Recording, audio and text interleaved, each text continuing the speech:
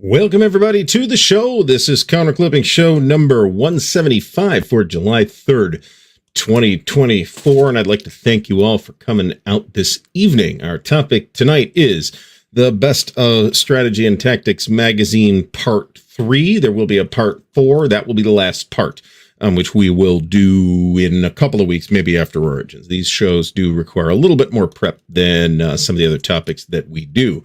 We are still clipping War in Europe, and in fact, I think last Monday I was clipping Russians. I am still clipping Russians. Somehow there's a lot of Soviets in this game. And I got basically nothing done for a variety of reasons, which I will sort of touch on tonight, between shows. Sometimes I get counters clipped between counterclipping shows, and sometimes I do not. Let me put the ticker up here. We are drinking this stuff. Stillhouse Moonshine made from 100% corn. It tastes like a fairly smooth and drinkable form of gasoline. It's 40% alcohol. It is served in this charming paint thinner can. It's quite, I got it as a Christmas gift. My brother gave it to me. It is better than you would think based on the presentation. Let me put it that way. So I want to once again thank everybody for coming out tonight. I want to remind everybody to please thumbs up the video, subscribe to the channel if you're not already subscribed. And there's a whole bunch of ways in the video description that are links and stuff to support the channel. We'll talk a little bit about the affiliate link to Noble Knight. I'd like to give a special shout out to our good friends at Noble Knight Games for being the official sponsor of the Counterclipping show.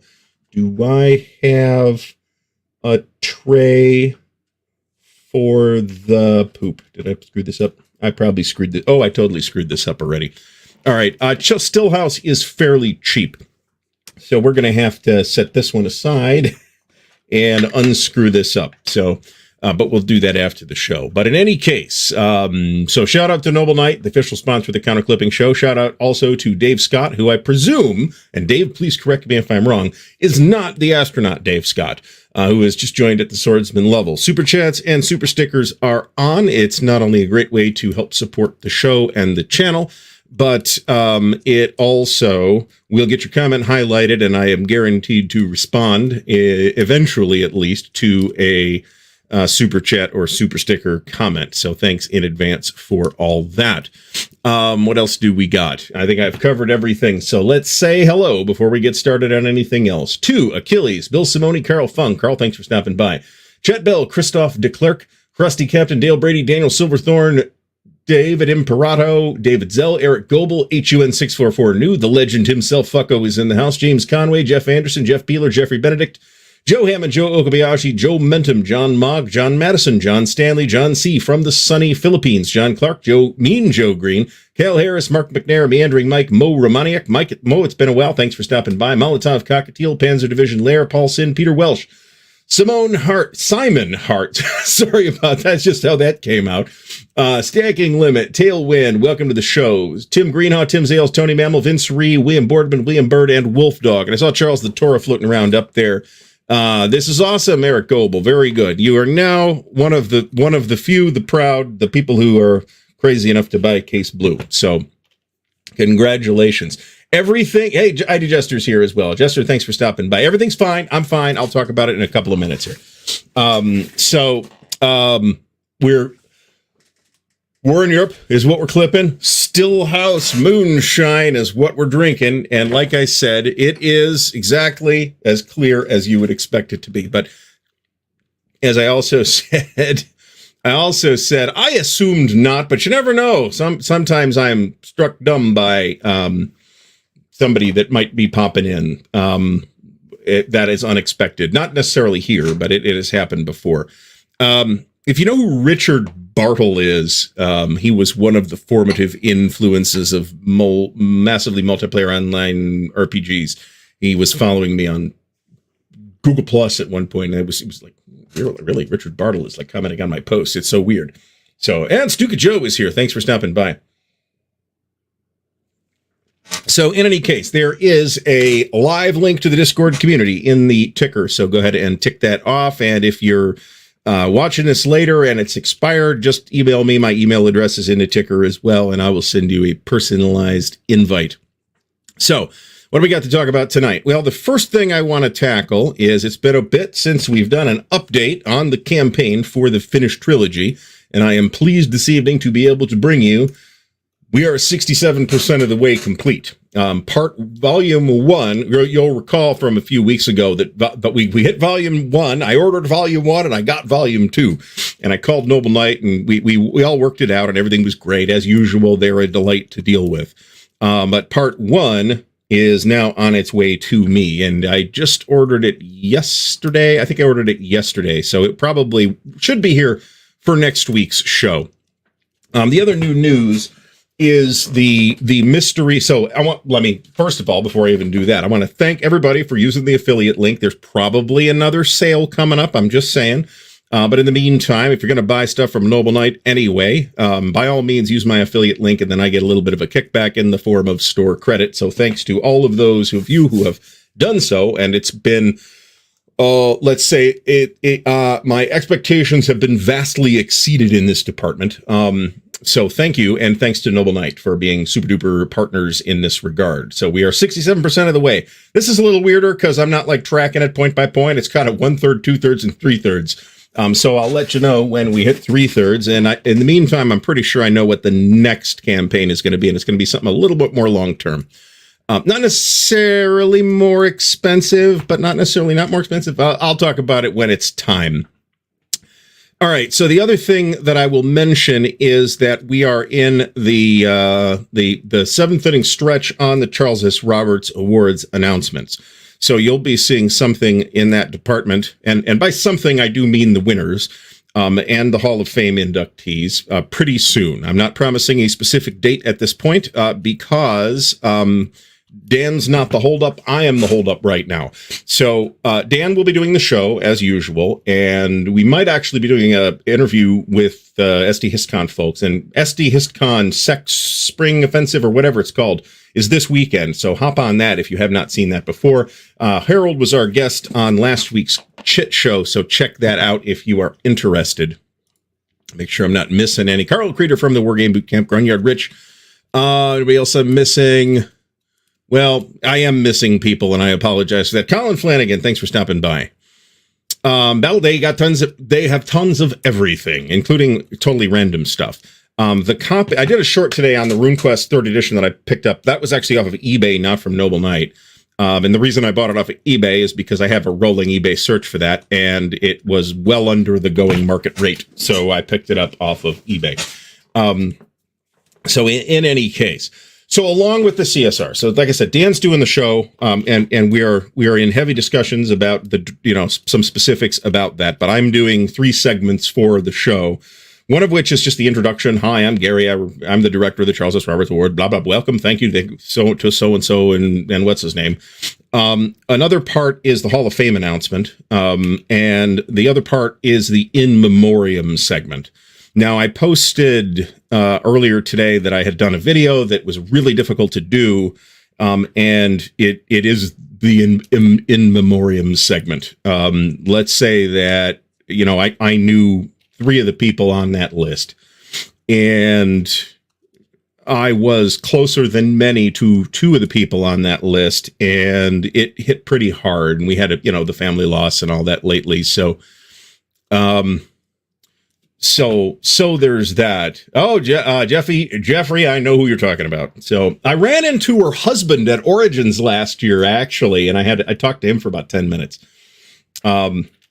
And he was there as part of the video game thing, but not as the other thing. So for those not in on the joke, Marie Vibert, who is a science fiction writer who's written a couple of novels now and is pretty regularly published in the science fiction magazines, is a local Clevelander who I happen to know because we were both in the SCA. So that's what's going on there. It's not as mysterious as Jeff and I are both making it sound. So everything's fine. I'm fine. It was really tough to do it. And then I like rendered it and watched it, and I'm like, shit, I left somebody out. So I had to do it. I had to deal with it a second time. And all that. So yes, absolutely. And I've read some of her stuff, and it's pretty great. So I'm happy and I haven't read her novel yet. I probably should do that. I'm trying to read more stuff. Incidentally, apropos of nothing in particular, I think I finally figured out what to do with TikTok, which is a place where random shit can go that doesn't fit here. So if it's not game related, either war games or RPGs over here or video games on the digital channel, that is probably where I am putting it. So FYI on that, if you're following me on TikTok. If you're not and you're on TikTok, follow me on TikTok. I am Ardwulf's Lair over there. Yeah, I mean, this was, I was completely blindsided by this. I mean, it wasn't surprising in retrospect, but I was completely blindsided by this, and it hit really hard. So, and we had a really, really shitty first quarter. Let me put it that way. So, Jeff Landis is the guy you're thinking of, Jeff. Jeff spelled with the G, though. Jeffrey Landis works at NASA Lewis Glen, whatever they're calling that place now. At last I heard. And he's a Clevelander as well. And he's written a bunch of stuff. I think I've read a couple of his short stories. But we're not going to talk about that tonight. One of the topics that I do have for the counterclipping specials, which will be like non-gaming topics, or at least non-wargaming topics, which will be not take the place of this show. They will be extra when I have time to do them and the plans have materialized. Then I don't know who you're talking about, Jeff. Although Roger Zelazny was from Cleveland as well. I may mention that. So, but in any case, like the non-gaming stuff, at least non-wargaming stuff, will be the subject of the counterclipping specials. It'll basically be the same format as this, except on a different night. And I will do them no more frequently than once a month. Let me put it that way. And I'm planning, I've got about 3 or 4 topics planned. One of which is science fiction novels. So anyway, you're not talking about Joe Faust, are you? Because Joe's written some stuff as well. He's in Canton, as I recall, or or at least near Canton. So Scalzi is from Ohio, but he lives in Southern Ohio somewhere. He's not up here, as far as I know. So.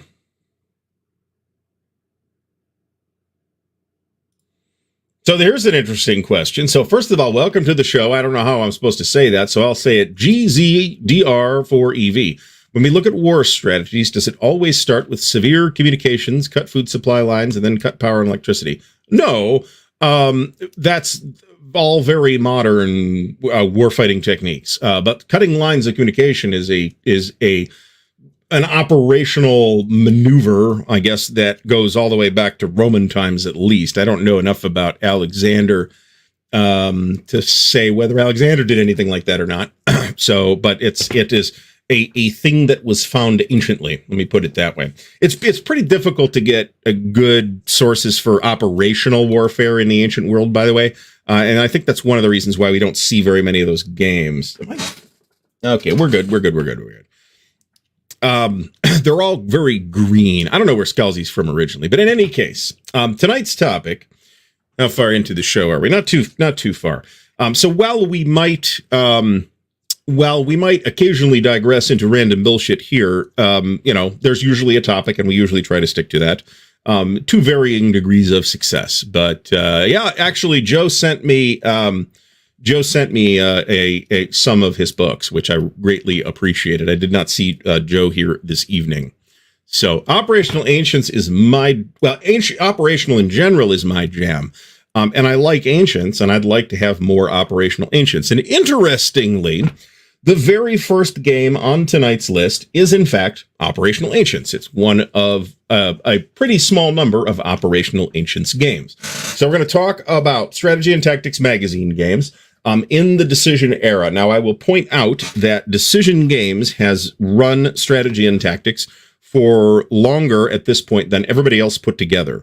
So kind of bear that in mind, right? So there's just in terms of like a selection bias, there's, 16 to about 91 was SPI. There was about 30 issues between SPI and 3W, and then that takes Decision takes over around issue 130 or something like that. And they're now well over 300. So they've done pretty close to 200 issues at this point. Epic of the Peloponnesian War. I have that. I haven't really looked at it very closely. I've actually got 3 or 4 games on the Peloponnesian War. So Battle of the Trays. I think I'm going to be able to get War in Europe in 3 cube for me trays, by the way, with the help of my special dividers. Now, let me mention this. There's an unboxing video coming. For those who wondered about what the negative unboxing was going to be, this is it. There's some aspects of the physical presentation which I will cover in the video. Those of you who are following me on Facebook and notice the post will know about one of those things. There are a number of updates on that situation, so I'm not going to blow it tonight. So check the video out. The game itself looks really, really, really, really promising. So, all right. So Molotov Cockatiel mentions that there was a couple of sieges in the period. I know that. Chris Van Burden's new Sparta game from Plague Island game is a nice Ancients operational game. Yeah, I don't have anything concrete to say about it. Let me put it that way. So I cannot comment on it, I guess, other than to say that Kevin, who runs I think his name's Kevin. Am I getting that wrong? I'm pretty sure I'm getting Stuart, that runs Plague Island Games, was kind enough to send me one of the prototypes, and then I just couldn't get into it. And I had very similar reaction to 2 Minutes to Midnight as well. And, you know, between time commitments and other stuff, I just, it wasn't speaking to me. However, there's people that really like 2 Minutes to Midnight. So I have no doubt that there will be people that really like the Sparta game as well. So in any case, I should mention that I immediately, Uwe Valentin, the designer of this and one of the principals at Sound of Drums, reached out to me, and you know, the problems that I ran into will be remediated. Let me put it that way. The best, I mean, there's the Donald Kagan, Peloponnesian War. Am I getting this name right? Somebody will drop this in the chat, I'm sure. Donald Kagan's book on the Peloponnesian War is considered definitive. Otherwise, you're looking at reading Thucydides or something like that.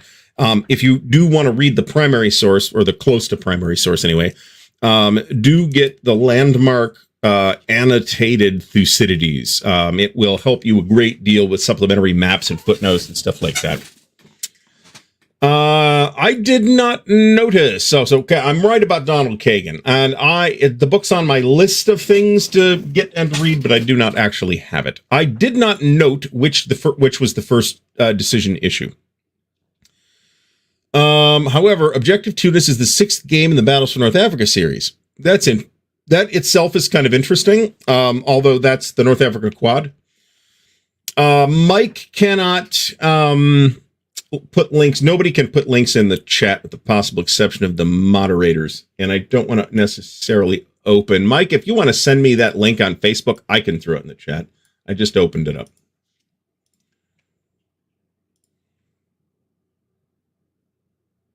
Okay, so if you want to throw me that link, then I can do that. But you should be following Meandering Mike anyway. He's doing a lot of really good stuff. I do have the landmark Thucydides, and I think I have the landmark Xenophon, and one or two of the other ones, and Arrian, I believe. There's also a landmark Caesar, Julius Caesar, which is the Gallic Wars, and I think it's the Gallic Wars and the Civil Wars, actually. They're really good. The translations are generally older translations, but the annotations make it totally worthwhile. All right, 1 second here. There we go. So there's a link to Meandering Mike's unboxing. You'll see my somewhat, it's not that bitchy. I don't really get that bitchy.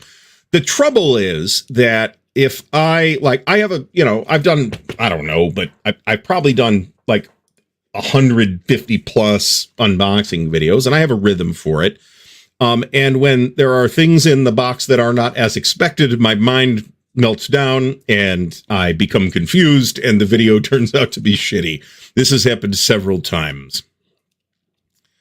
So, well, Mike, you are Meandering Mike after all. So, but yeah, Mike's, if I haven't said this out loud, that's my bad.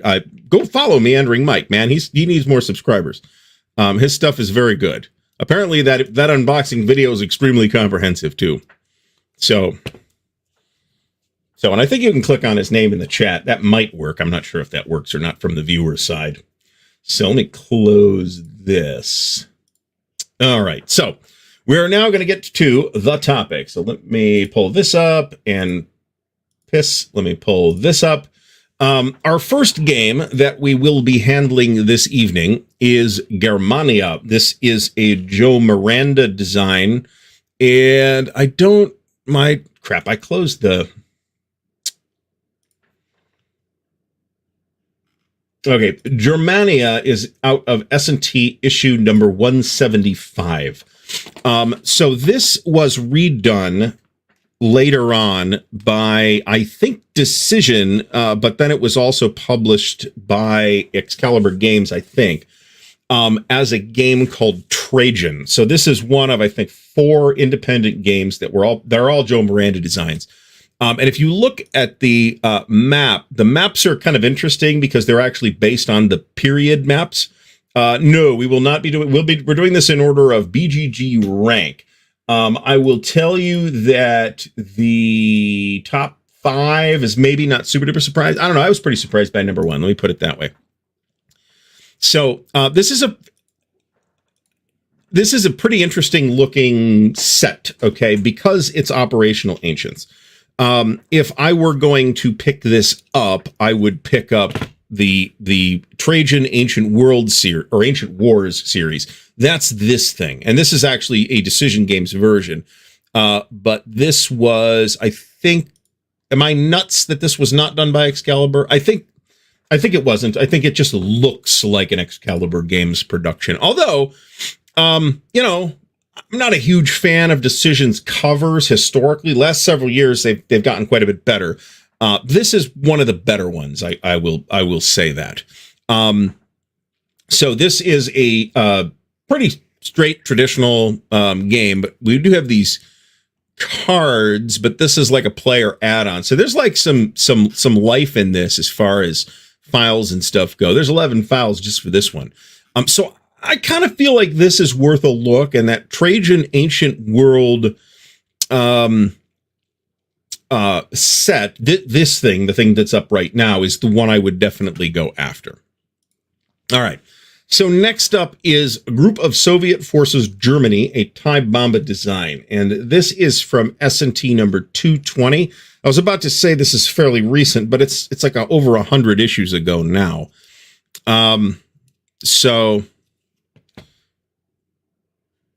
Well, yeah, they are. So, I mean, I don't believe I'm being particularly controversial in saying that. So for my purposes, however, they are useful in terms of structuring discussion. Okay. I am not going to, in any sense, try and make a case that BGG's ratings are what I think about these games or anything like that. So in any case, all right, so Jason W. grabbed a version of Trajan, not the box version. Yeah, I mean, again, it's operational ancients, and maybe that like period style map turns you off, which I frankly would find a reasonable call. I don't necessarily agree, but I don't have the game either. But let's say it's artfully presented. Let me put it that way. Larry Hoffman, who was the designer on that? Hold on.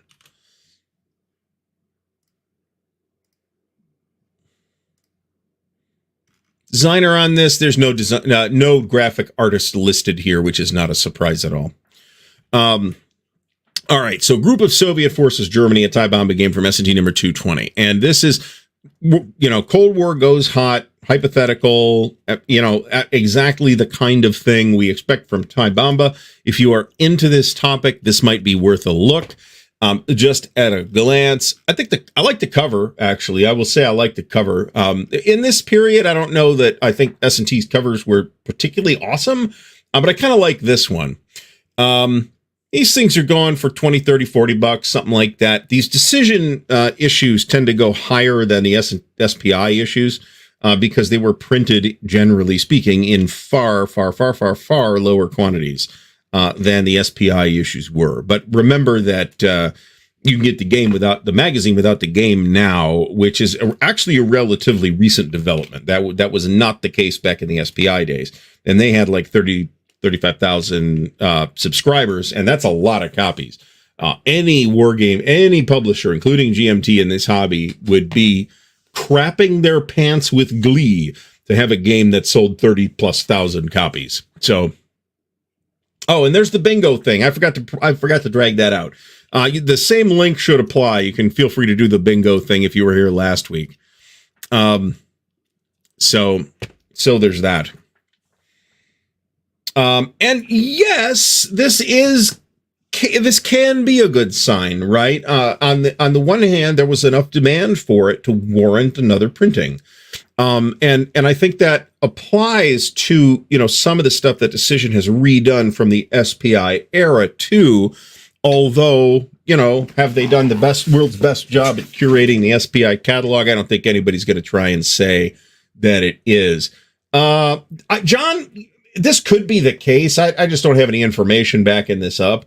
What I can tell you is that both SPI and Avalon Hill tended to keep their games in print because the laws on taxable, for one reason anyway, the laws on taxable inventory changed, and nobody really does that anymore. So I can't tell you how many printings there were of something like Guns of August or Africa Corps or something like that. Offhand, it wouldn't surprise. And remember that Avalon Hill was owned by their printers, right, from the early or mid 60s.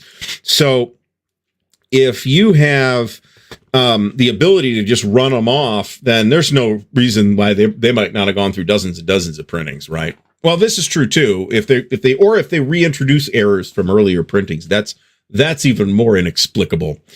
So in any case, I don't have a lot to say about Group of Soviet Forces Germany, but BGG says that it's an update and revision to the SPI game NATO, which I also have no information on. I mean, that's not my favorite topic. It's not a topic I'm completely uninterested in either. But that's one that I have not investigated at all. And this game, I'll punch this up.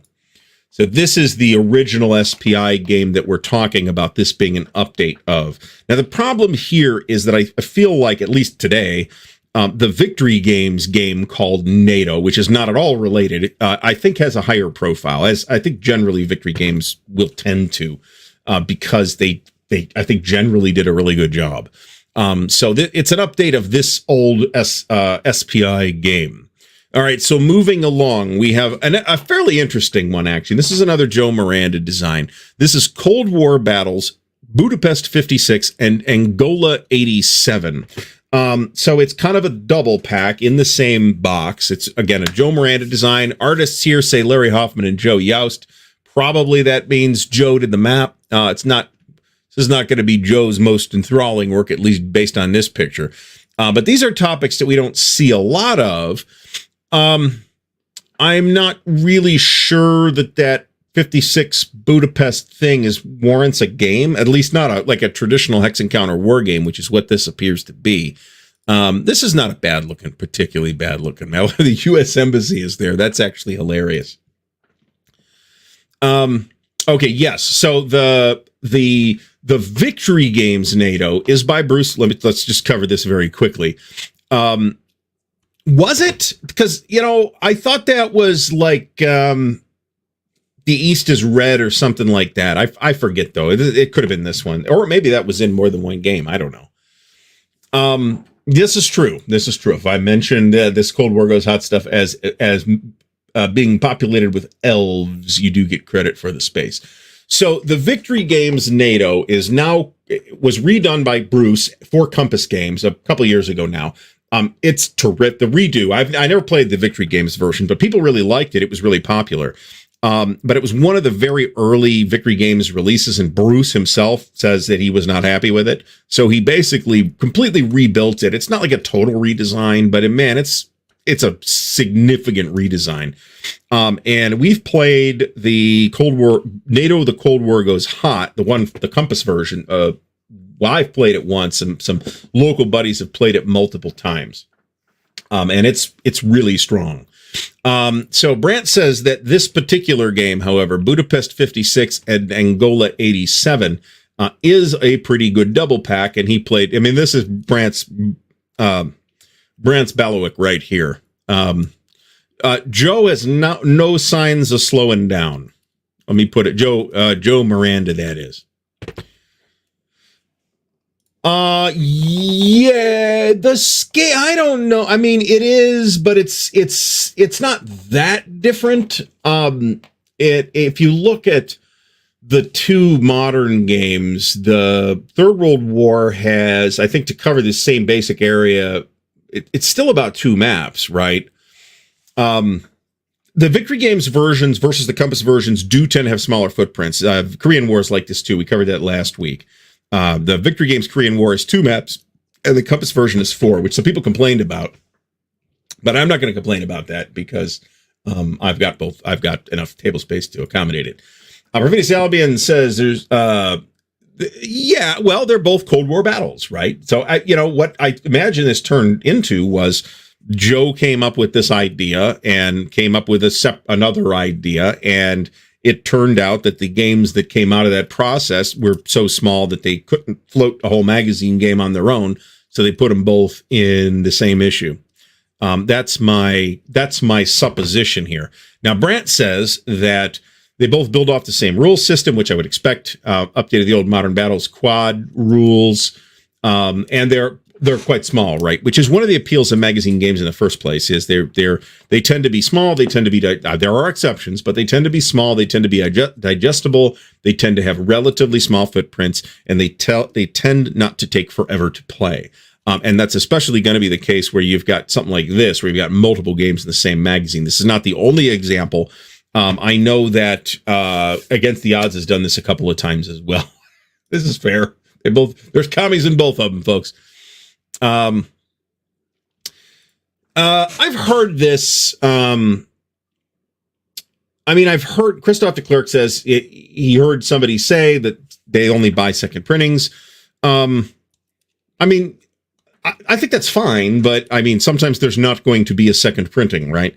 You'll notice, for example, that GMT has dumped some reprints of a couple of things in the last year or two off of P500, including the new printing of Maneuver and Roads to Leningrad, which is a marvelous game. So now I will say that I think that if you're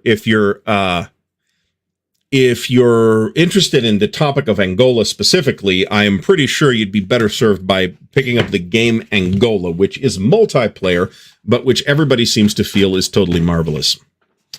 John, I don't know either, but you'll find out because I will be bringing you coverage of this product.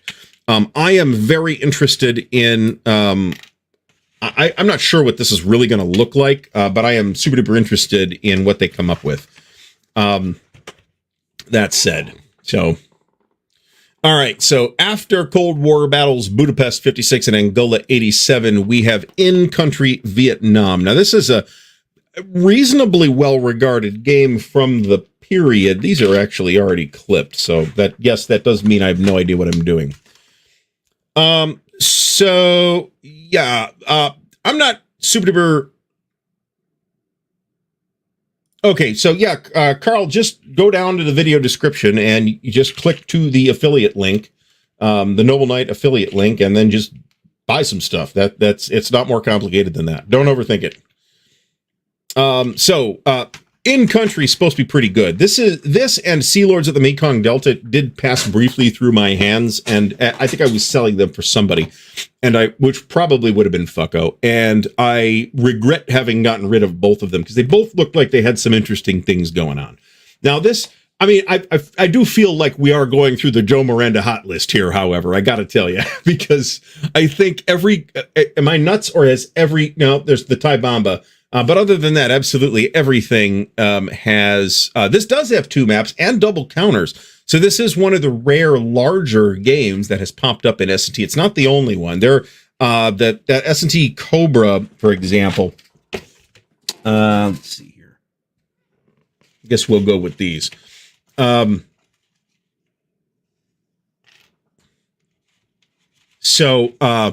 The SPI Cobra was one of those too, where it's 2 maps. I'm not sure if it was more than one counter sheet, but it was definitely 2 maps. And the decision version of Cobra, not the original SPI version. That was 1 map. Adam Misnick says that the Dunnigan quote was from SPI's NATO, which I am completely... I'm pretty sure that was Dunnigan.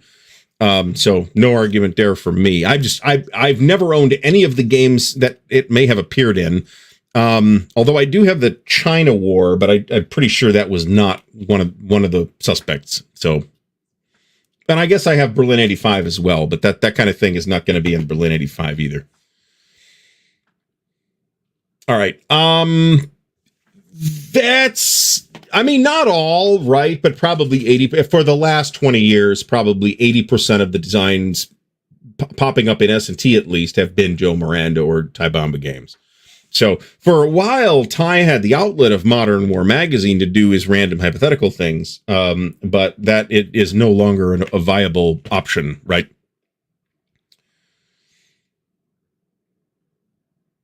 All right. If you can find yourself a copy of, hypothetically, it might be floating around on the internet in PDF, a copy of Berg's review of games, whether you agree with Berg's analysis or not, it's a riot to read.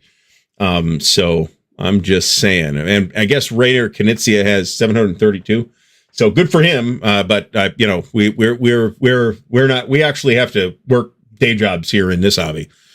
So anyway, in country Vietnam, this is supposed to be pretty good, like I said, and I think Carl Crater, am I right about that? Yeah, Carl Crater says it's a very good game. And it's a fairly good looking game too, I will say. This looks like Joe. This, I don't know who did this map.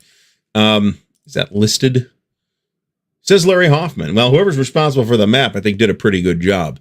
And this is, I don't have the issue number on this, and I'm not going to try and figure it out. So, all right. So moving on, I'm trying not to get at least too backed up on the chat. The problem is I get backed up in the chat a little bit, and then it's all downhill from there. All right. So next up, we have Caesar in Gallia, Conquest on the Ancient Frontier. Now, this is another of the Ancient Wars series. So if you pick up that Trajan, and I'm not sure if Noble Knight has a copy of that at the moment or not. If you pick that up, this is one of the things that will be included in it. I do think that if you get the magazines separately, I think I recall here, I might be wrong about this, so somebody correct me if I am. If you buy the magazine versions and try and put them all together, how viable that is as a game, I don't know. But if you try to do that, I think you'll have trouble lining the maps up, I believe. I don't know if I would hope it's not the case if you buy the box version of all of them. So, Meandering Mike says, Rainer Knizia earns over $1 million a year in game royalties. Again, good for Rainer Knizia, but we don't operate at that scale here in Wargaming. I really strongly feel, and I am also inclined to say that both Joe Miranda and Eric Lee Smith would probably agree that this is kind of an apples and oranges comparison here. Yes, in fact, you are the joke is that how to make $1 million in wargaming is you start with $5 million. So there you go. All right, so I don't have a whole lot more to say about this, but again, it is operational ancients. It's got this. I think it's a little more obvious what this map is trying to do on this map, other than the Germania one. But I like the map. I mean, I think it's artistically good, even if it is intentionally, let's say, distorted. But it's distorted because they drew this based on like actual Roman era maps, and I do think that's kind of a cool touch on its own. So, all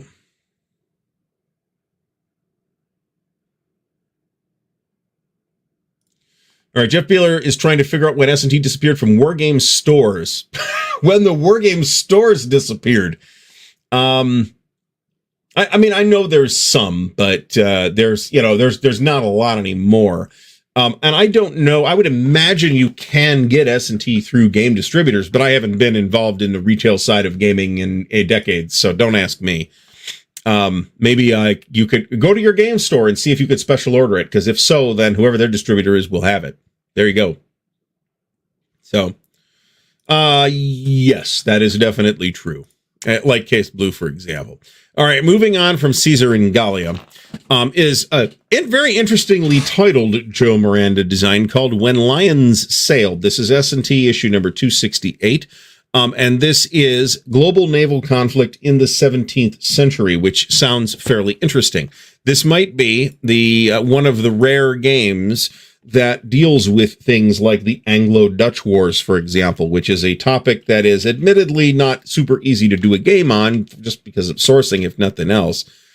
I'm reasonably sure that they still, at least some Barnes & Noble, still might sell the magazines without the games. Years and years ago, Borders sold them with the games. Complete Strategist is one of the rare, there's probably less than 20 of these stores nationwide now in the U.S. of stores that go out of their way to sell and carry war games. Complete Strategist is totally one of those. They have like a substantial amount of their total footprint is dedicated to war games. So Brant asked Barnes & Noble if they could order the game editions, and they had no clue, but, that maybe they can't, maybe they can. Well, I mean, this is primarily a naval conflict, right? I don't know if this covers it or not, but this is fairly interesting to me, for much the same reason that the recently released War Plan Z magazine game appealed to me. Even though I am not normally a fan of the games with the elves, this is actually historical and is probably a little more interesting. So I strongly suspect that this is going to end up on a wish list of mine. And I can't believe that it would be particularly expensive. It is not. New condition for $20-25. That's about what I would expect to pay. Maybe slightly more, I think is reasonable, assuming it's unpunched. All right, so I've seen pictures of the inside of the place. For some asinine reason, when I was in New York City, I did not visit the Complete Strategist. Jeff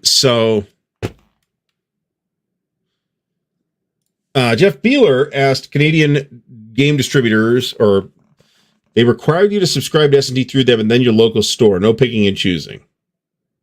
I mean, if you're going to do that, why don't you just subscribe through Decision? I don't understand why you would do that. Unless Decision had a thing with shipping to Canada, that's possible. There are a few, right? There's the place down, there's Noble Knight, which does have a retail store. There's the place down in North Carolina, the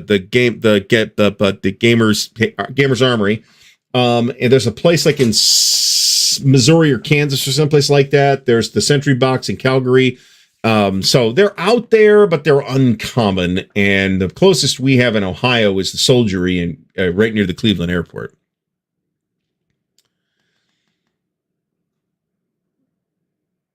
So it came out eventually, right? It's been a long day. All right. So this is an interesting looking one. When Lions Sailed. Now this also says the game system is an evolution of the one used in 1066, Hannibal's War, and Frederick's War. But what I'm not seeing is it does say that the Netherlands, England, Spain, and France are represented, but that by itself is not shocking at all. So I'd be really curious to look at this. Also, I really rather like this cover. I mean, obviously this is a period painting, but it's a pretty cool cover. All right. So next up, we're good on time here. Gamers Army does do mail orders, and Enterprise Games, you can check them for used stuff as well, or some new stuff too. But I think their new bandwidth is mostly occupied with GMT stuff. So this is Reinforce to the Right. This is from S&T number 180. It is also a Joe Miranda design. And there's like Dick on Board Game Geek about this. So first few weeks of the German offensive in the West, 1914. The map looks reasonably nice. The counters, going back to this, here's the counters. The counters look reasonably nice. So this is potentially a fairly interesting game. This is probably not interesting enough for me to run it down. Ooh, that's the wrong counter. So I'll show you the difference here. Hopefully, let me pull this back. So there are air point counters that look like that. And there's interdiction counters that look like that. And the only real difference are the dashes on the sides of the numbers. And the the fact that one's a 5 and one's a 6. So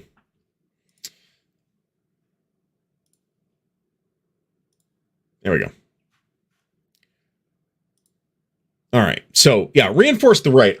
You know, I've kind of got a lot of stuff that covers this initial campaign in the West in 1914. I don't want, maybe a lot is an exaggeration, but I've got 4 or 5 games that cover this. So this is not something that I would run down, but if it were in a batch or I saw it really cheaply or something like that, yeah, I'd pick this up. But again, this is another one that should not go for a bunch of money. So moving up is Ignorant Armies. Now, this is pretty interesting here. This is a design by Philip Sharp, with whose work I am unfamiliar. Ignorant Armies, the Iran-Iraq War, 1980 to 1988. This is a topic that I'm not sure there's very many games on this at all. Does Gulf Strike cover this?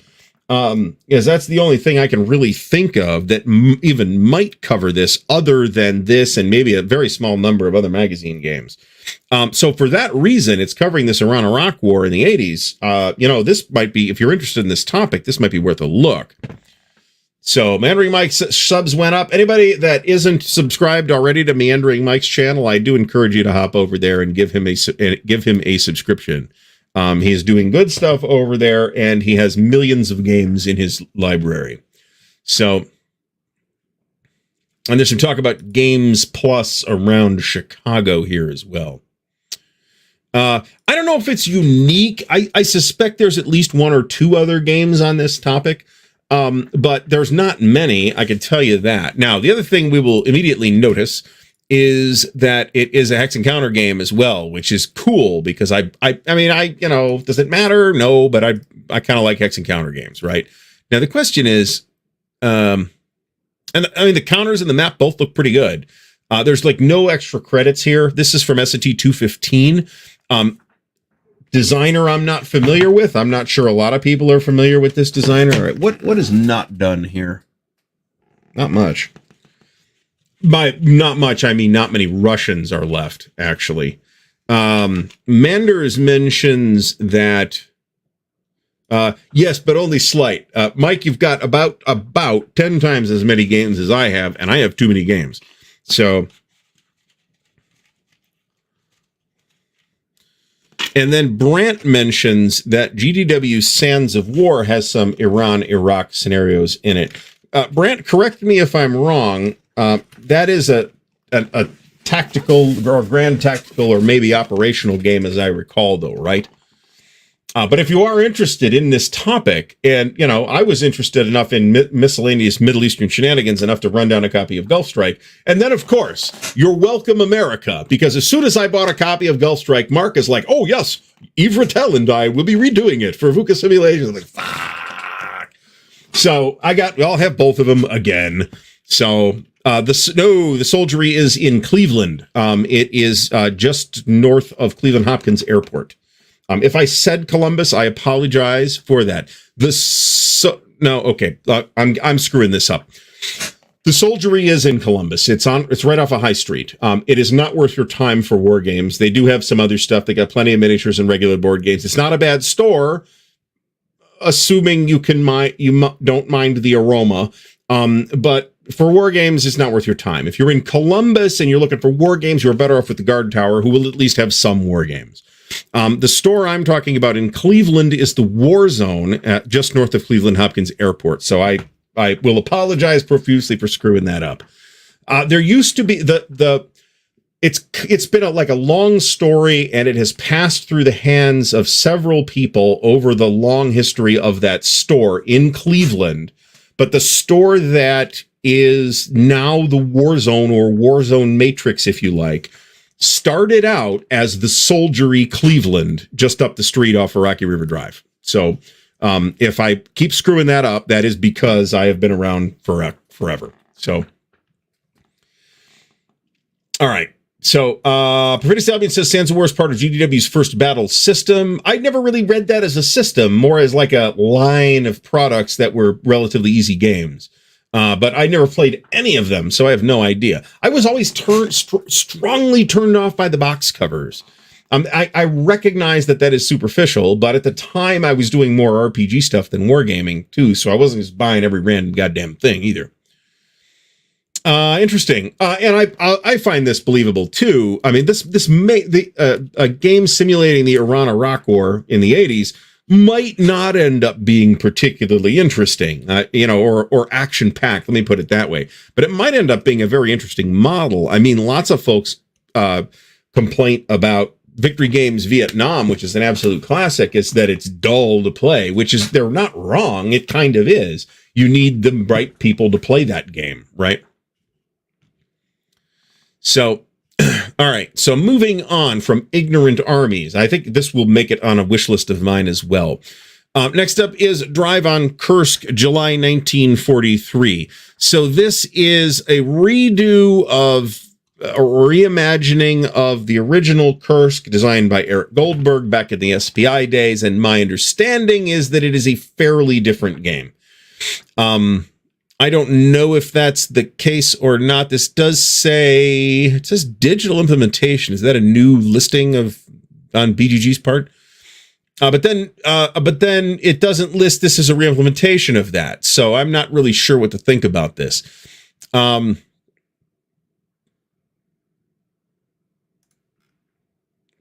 So I guess let's take a look at the map. I mean, this is fine. You see a lot of what I take to be built-in fortifications printed on the map, which I would certainly expect if you're doing this particular topic. So there's that. And then if we look at the counters, these counters are fine. There's nothing wrong with these counters at all. But we do have single factors on here. So presumably there's like either set movement or set movement by unit type. So one would need to bear that in mind as well. And I noticed that the counter art is by Nico Escubi. I'm not sure if that applies to the map as well. I really like Nico's art for the most part. There's the one piece that I don't like that Nico has done is the one for the Day of Days. Everything else I've seen out of Nico has been very attractive. So, ooh, this is cool. All right, so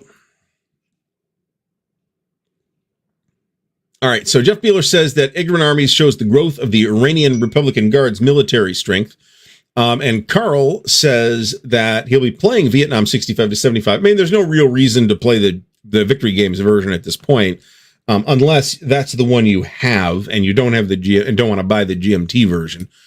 Mean Joe Green, I do feel like I do see this a lot on Ty's games, in a variety of different rationales employed for not doing that. But I do feel like we see this a lot from the Ty Bamba games. So, all right. So Drive on Kursk. There's a lot of games. I mean, I am not as jaded toward this topic as a lot of folks are toward the general topic of World War II East Front. However, I do think that we have plenty of games on Kursk. Do I have a game on Kursk? Not sure I do, to be honest. So maybe I shouldn't talk. This is, it's an S&T game. It's probably not terribly expensive. It's not. So if you're interested, it's an S&T number something. Why does it not say?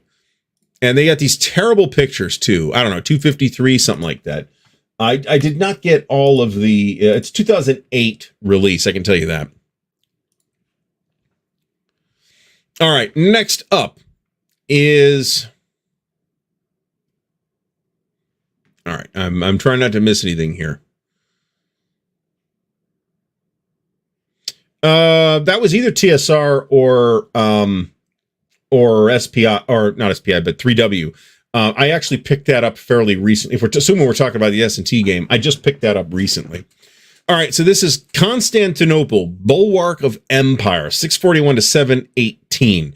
And this is a solitaire game, but somewhat unusual. God damn it, with these terrible images with these things.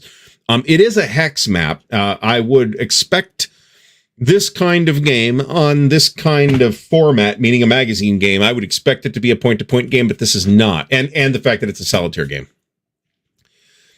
So this looks fairly interesting too. This is, Byzantine stuff, obviously. And it looks like it covers about 75 years or so. I'm not familiar enough with this history to say exactly what happens in that period. But the Byzantine period is interesting in and of itself. This is definitely not the Constantinople siege game. The game you may be thinking of, Edward Bornstein, welcome to the show, is the old S&T Constantinople, which was the fifth wheel game for the Art of Siege, which was basically a quad.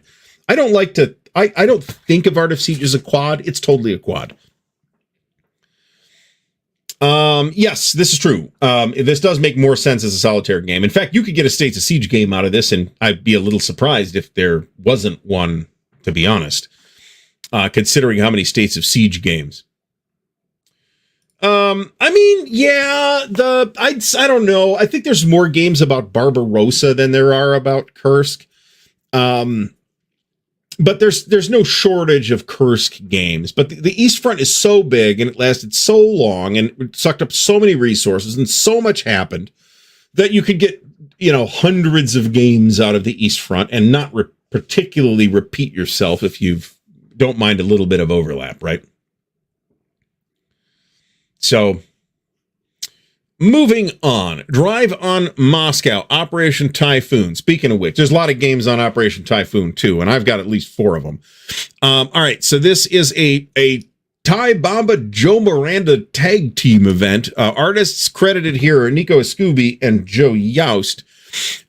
So the question is, this doesn't appear to use a system like a borrowed system from somewhere else, but it's also a game that they've said in later games are based on a derivative of this system. So it can't be particularly complicated. If we take a look at the Mets, it's another terrible picture. On the other hand, at least we're demonstrating that somebody's playing this stuff. So there's that. I'm having trouble visually parsing these counters. It almost looks like the orange counters have Japanese script on them. I'm sure that's not the case. Maybe it is. Who knows? Mark Mazicki posted the picture. So your mileage may vary on these counters. I'm not a huge fan, but the map looks fine. But again, there's tons of games on Operation Typhoon, but possibly fewer games on Operation Typhoon that fit in a magazine, right? I can actually tell you this. Yeah, there's a cursed game in the OCS melting pot or cauldron right now, if you wish. But I'm not sure we're going to see it that soon. But we'll see. We'll see. No. So you're talking Perfidious Albion. You're talking about that, and no, this is way smaller for one thing, and I want to say that Operation Typhoon was a Joe Balkowski design. It could have been a Balkowski and Dunnigan affair too. I'm not pulling it off the shelf to find out because that's not our topic tonight. But I mean, just at a glance, it's very different from this. Let me put it that way. All right, so Carl says yes, that is coming. And also that OCS Kirk still has a ways to go. So that kind of syncs with my conversation with Chip Saltzman, the current OCS honcho, which happened in February. So check out the video. We did a whole video on what's coming for OCS. So check that out. And Jeff Beeler says that this is the Japanese version, which is weird, but okay. That it's weird that BGG would do. Oh, wait. I might have an explanation for that. No, I do not. So apparently this is a second edition that Decision Games did. There may have been a Japanese version too, but if so, it's not listed on BGG. So here's Carl's statement on OCS Kursk. We have 213 people here tonight, folks. That is outstanding. Anybody here for the first time, I want to say welcome to the show. Don't forget to thumbs up and subscribe to the channel if you're not already subscribed. So James Conway says that the pick is the Ziploc edition, which, you know, this doesn't sound quite large enough from... yeah, so this is a reprint of the original game published in S&T 244, incorporates corrections, updated graphics, includes a new German order of battle based on information that came out since the original publication. Okay, there's about 10 years between them, so okay. Oh, geez. Brent, you are under, oh, god damn it. Yeah, so Joe Angiolillo was I think the listed as, oh, fuck, hold on. Okay, game design, per the box, game designed by Joe Angiolillo, graphic design by Redmond Simonson, not a shock, and game development by Joe Belkowski. In the SPI model, like the SPI designer development model, it seems like it varied from game to game, but in at least a significant number of cases, the designer ended up putting less work into the game than, I don't want to put it that way.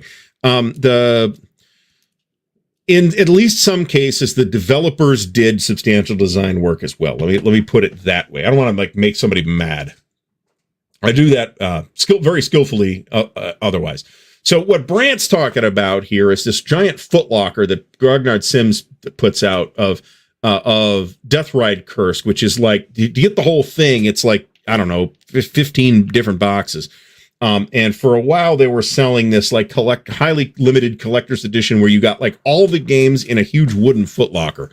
It was like $2,000 or something like that, but you did get a huge wooden footlocker with it. It was a one of a kind piece. They sold a couple of them, I can tell you that. So, I do too, actually, and that's kind of one reason why I wanted to do a decision era best of here, because a lot of these games we've missed, and we're going through. You know, are we catching every good one? I'm sure we're not. But what we are catching here are a number of the better regarded, at least according to BGG,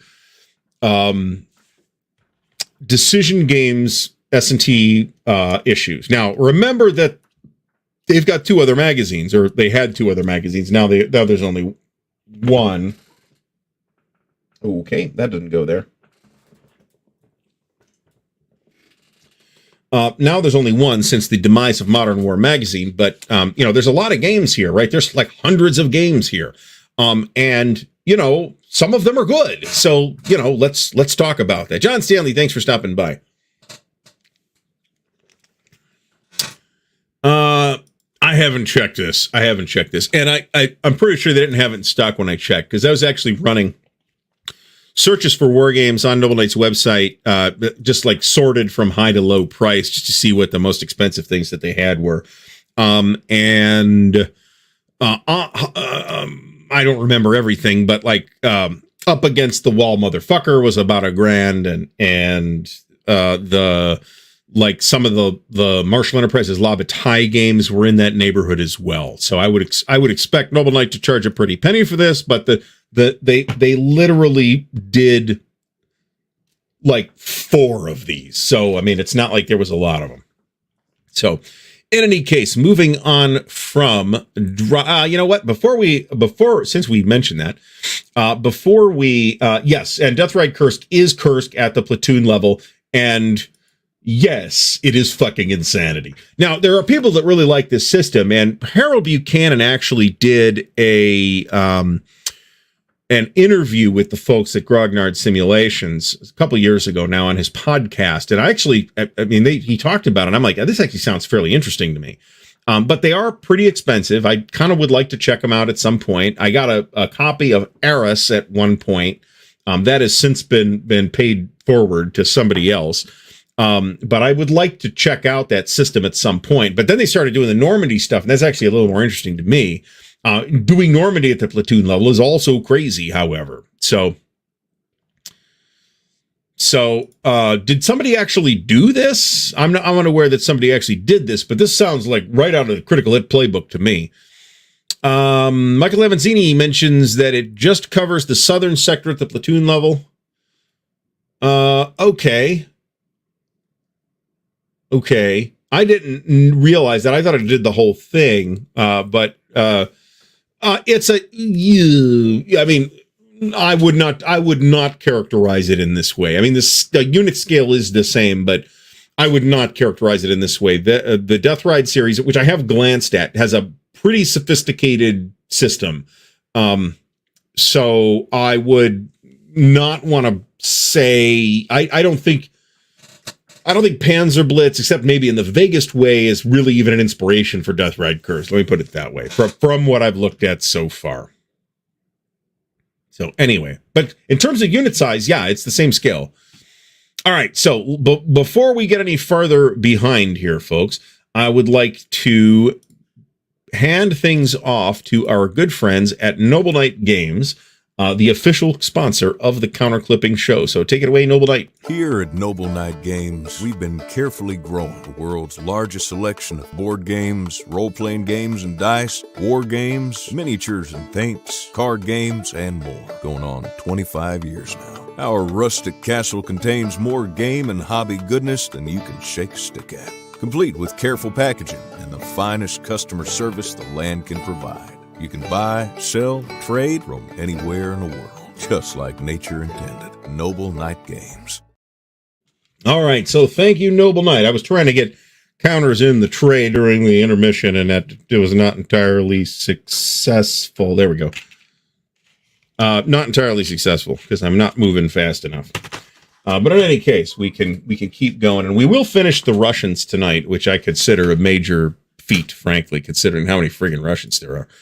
All right, so next up is another interesting Vietnam-era game. This is, once again, a Joe Miranda game, and I do like... I mean, these are photograph covers, right? I would be leaning into photograph covers if I were them, too. But I do like this particular cover. It's a great photograph, let me put it that way. This is Joe Miranda, art by Nico Escubi per Board Game Geek. And this is, once again... Now, this is interesting. Okay, so here we have... here we have In Country, and here we have Victory Games Vietnam, and then I think this is Winged Horse. This only covers 65 to 75. If we look at the counters, they're brightly colored, very brightly colored. I mean, I'm not surprised by that, right? You know, I would expect red and yellow counters to show up in this, and black. This has kind of been the traditional counter color mix for games about Vietnam, to be honest. But this looks to be a little less. So this is like a campaign level game rather than In Country's treatment of higher level treatment of Vietnam. Let me put it that way. Somehow we got to In Country here. That's because the picture was from In Country. Winged Horse is actually the game we're talking about right here. So, so if we look at here's the Winged Horse counters. Your mileage may vary on these counters, folks. This is a stylistic. I don't know who did. Nico Escubi did the counters. These actually remind me a little bit of the Decision War in the Pacific counters, which is not a counter look I particularly like because it in turn kind of reminds me of the Spitzer ETO and PTO counters, and those counters are fine. I don't really like them, but there's something like weird about their layout that I find to be a bit of a turnoff. So Winged Horse is another one that might be interesting and shouldn't be expensive. And, you know, you could check all this stuff at Noble Knight too. But taking a look at the map, I think there's some questionable use of fonts here, to be honest. I don't know if that's a Joe thing or what. I mean, just the fact that they're using like a sans serif font for some of the locations, and then like a handwriting type font for the numbers. I don't like that. I don't like that choice. Generic. I don't know if it looks generic. I just don't like the look. Now I could get past that, right? I've gotten past it with other games before. So, I keep seeing the Cyrillic in the chat, and I assume the spammers are here trying to sell you Russian mail order brides or something. So be careful with that. Yeah, I mean, they're not awful, but they do not sing to me. Let me put it that way. All right, now here's an interesting one. Now this is a reimagining of the American Revolution game that SPI did back in the day, but I think I think this is a complete redesign, and not just like, hey, we're going to clean this up, and then by the time we're done with that process, it looks like it's substantially different. This looks like a complete redesign to me. Now, it is on the American Revolution, and I don't think that you can reasonably say the decision, or to anybody, shouldn't use the name of the war in their game, right? But that can result in some confusion.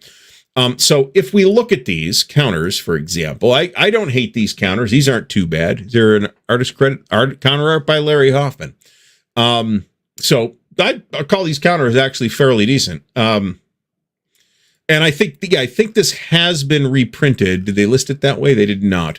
And then the map is a point-to-point map, which is not necessarily my preference.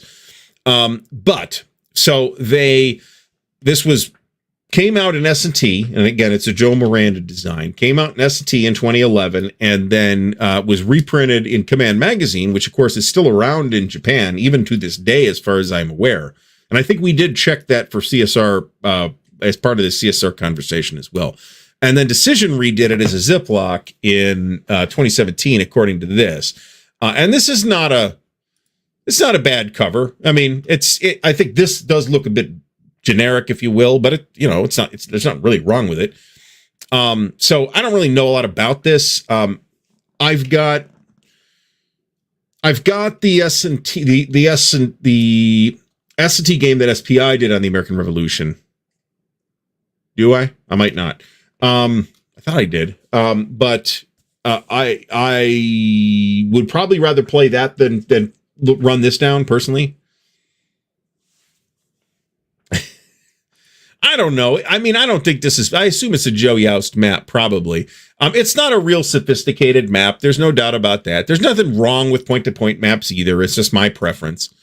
There's something that the designer is telling you when they decide that the game is going to have a point-to-point map, however. And that is that, at least at the scale depicted, they're telling you that they don't think that maneuver was particularly important. And there's nothing wrong with that statement. But at the same time, I'm an operational guy. I want to see the maneuver. That's more or less the reason why I prefer games with hex maps. It's not strictly an aesthetic choice. Jason W. mentions that Gilbert Collins has a video on this American Revolution game. Gilbert's got tons of videos on American Revolution and American Civil War. If you are interested in either of those topics, if for some bizarre reason you're not subscribed to Gilbert already, you probably should be. So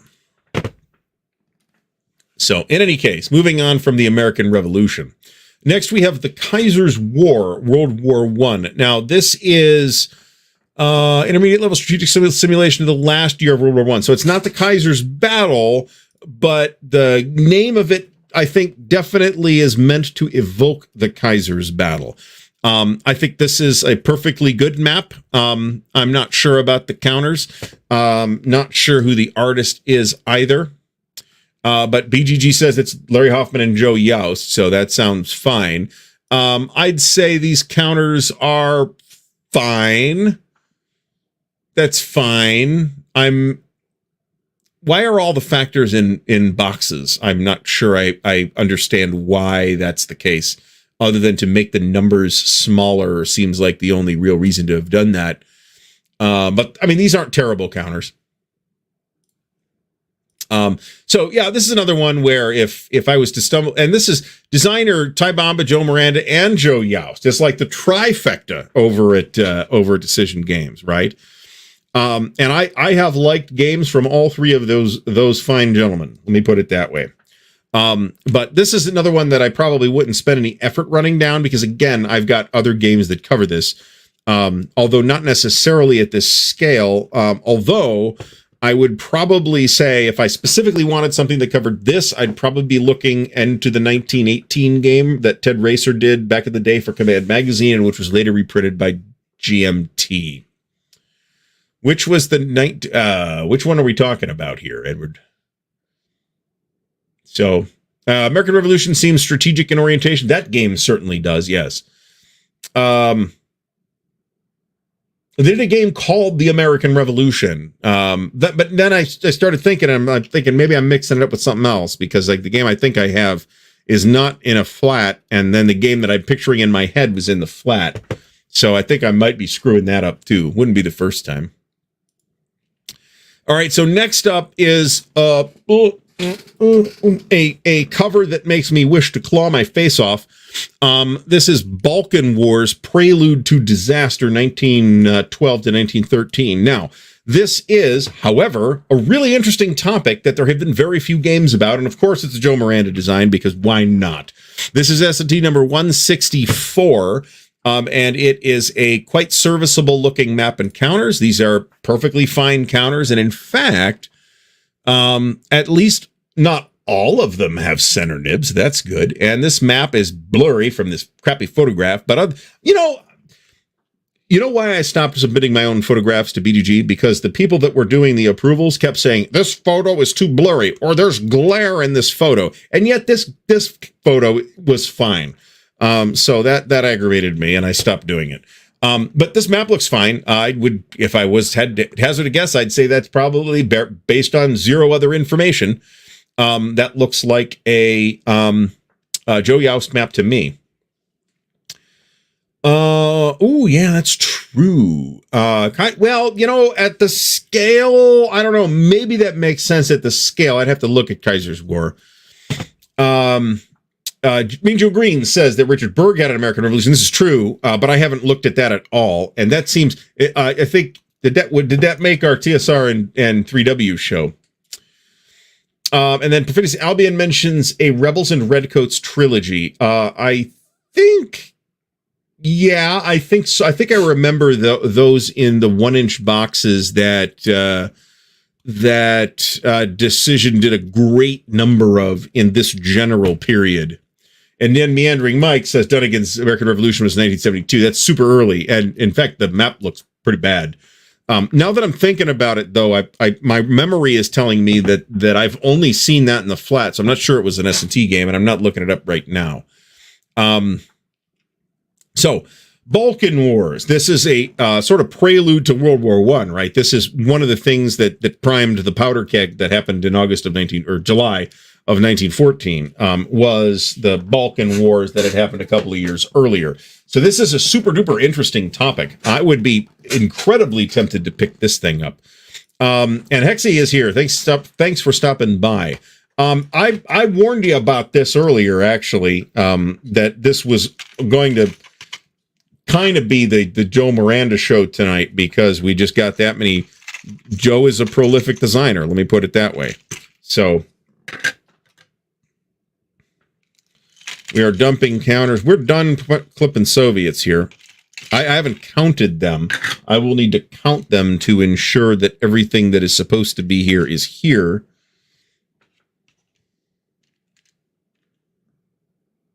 The problem was I put a bunch of artillery in with the partisans because I'm an idiot earlier. So that's one of the few things that does happen with, I can clip all night and not have much of a problem, but I don't like to have long, thoughtful pauses while I figure out what the hell I'm doing. And sometimes that does mean that I end up putting counters in with the wrong stuff. So there's that. And I have also put these counters in with the wrong stuff. So there's that. Where's the rest of the artillery? There's the rest of the artillery. All right. So We're done with the Russians in war in Europe, folks. So that's awesome. All right. So Meandering Mike says that American Revolution in 1972 was flat and white box only. I may have seen it in the white box, but the memory I have is of it in the flat. Let me put it that way. And by memory, I mean, you know, what last time I saw it, which is probably at an Origins auction 20 years ago. Now, despite the horrendous cover of the magazine issue, this looks like a very intriguing game to me. All right, but moving on from it, once again, we have a Joe Miranda game. This is Roman Civil War.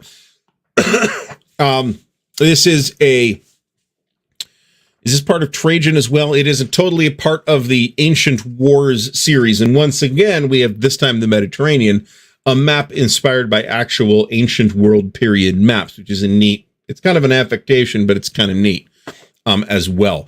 So once again, I'm not going to spend a lot of time on this. It's Operational Ancient. It's part of the omnibus edition that Decision later did called Trajan, the Ancient Wars series, which I think is, if you look at that, I'm going to pull that up again.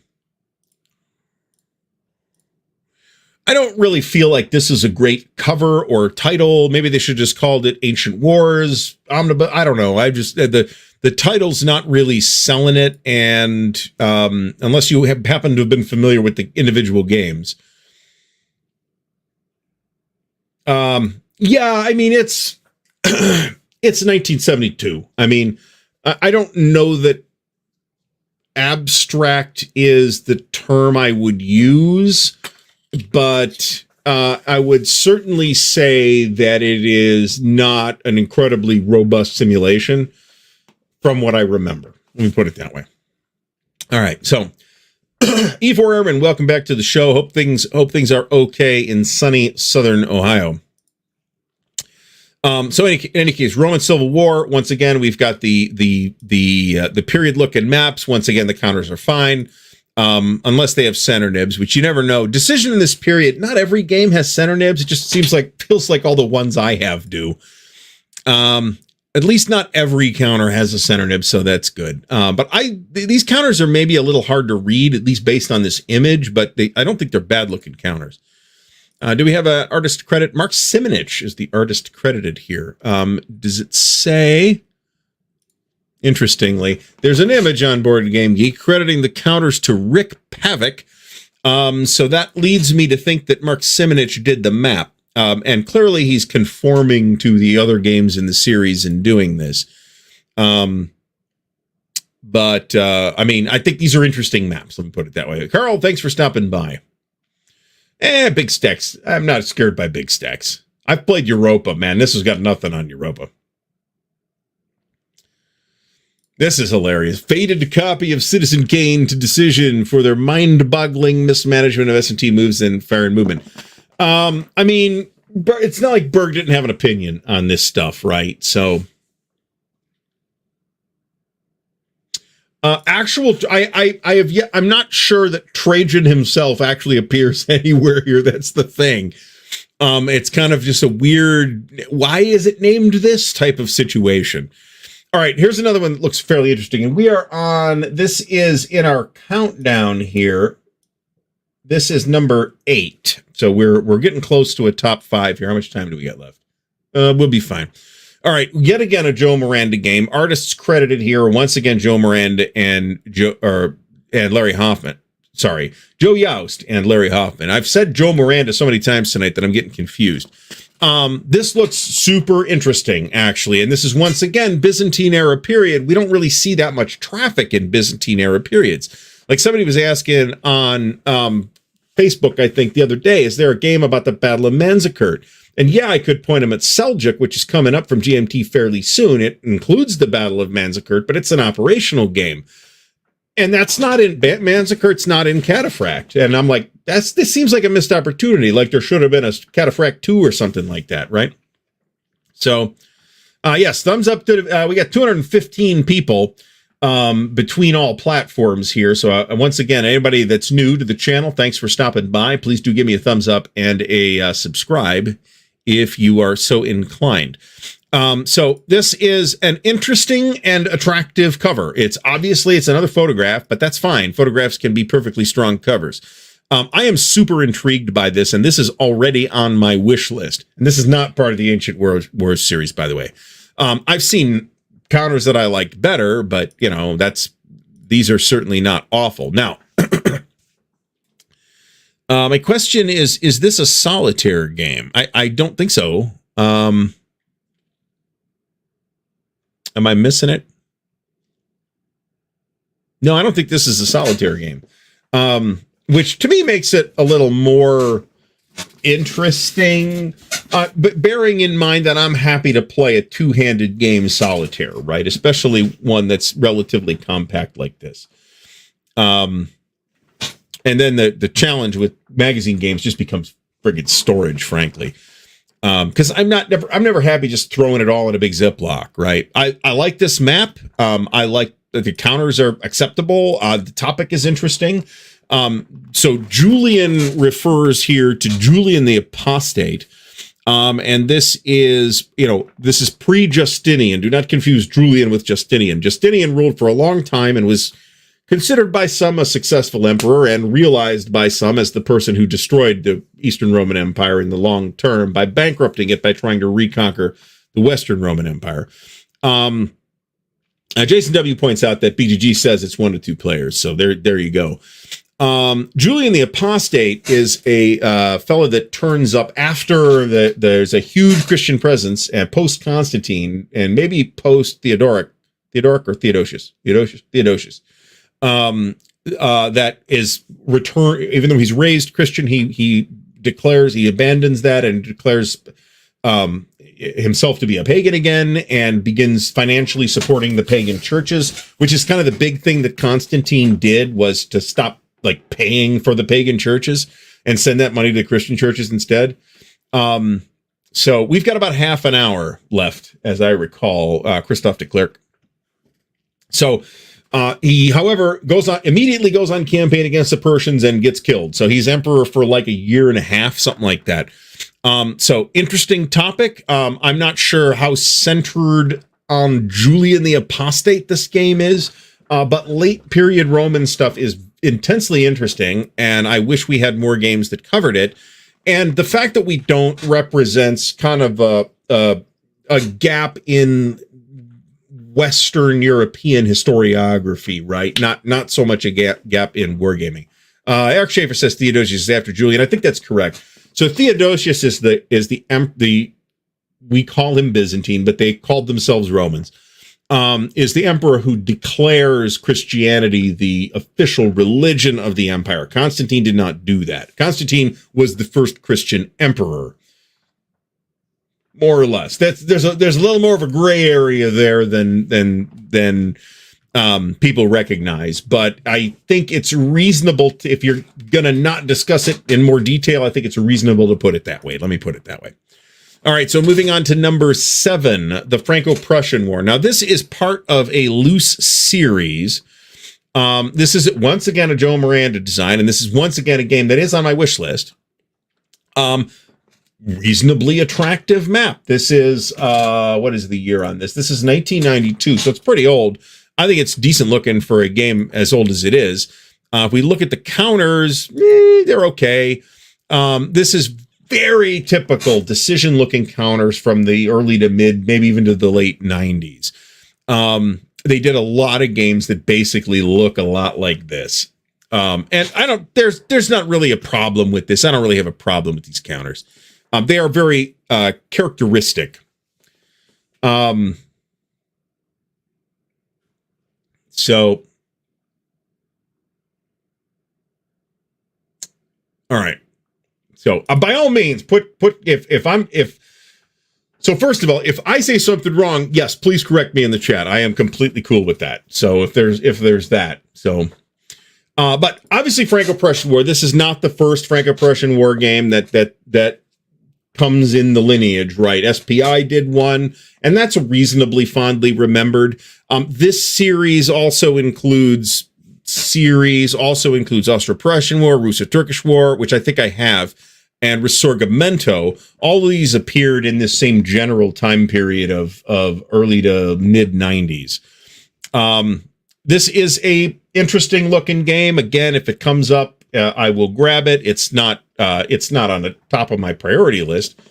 This sort of unit symbol really popped up a lot in Decision in the 90s, right? I've got like I don't know, maybe 10 Decision games from the 90s, and all of them have kind of a similar look to this. On the other hand, it's not bad to have a distinctive look, right? To have your own look. For a long time, GMT, they had a look, right? They're getting away from the look now for reasons that, I'll let them answer. But there's nothing wrong with that necessarily. All right, next up. This one I thought about not including, but I decided to include it. So this is a designer listed here as Ty Bomba Joe Miranda. However, this is a redo of this game, Jim Dunnigan's Russian Civil War from whenever that was, back in the 70s. That is a really intriguing game. This is not a wholesale redesign. It is a light redesign, not a light revision, but a light redesign is how I would characterize this. As Mean Joe Green points out, this is 2 maps as well. I think there's only 1 counter sheet though. But the interesting thing here is that it's a multiplayer game, okay? And the interesting thing here is that the player positions are the letters and not the colors. So you may end up in situations where you're fighting yourself, right, to eliminate the wrong colors, the colors that you don't want. These are not great counters. I mean, and here's more counters here. So there are 2 counter sheets, by the way. Yeah, there are 2 counter sheets. So this is another extra big game, which might explain why this one runs for more change than your average. Although this new fellow wants $4 for it, this doesn't make any sense.